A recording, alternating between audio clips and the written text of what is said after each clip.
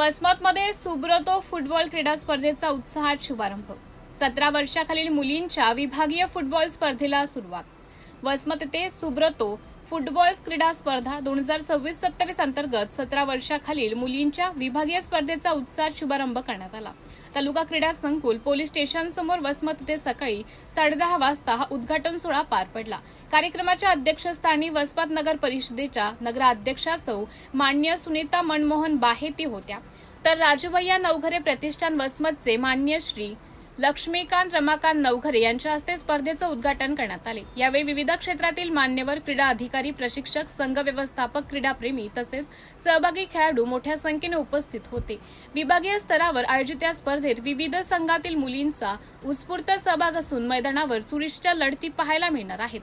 खेळातून शिस्त, संघभावना, आत्मविश्वास आणि नेतृत्व गुण विकसित होतात।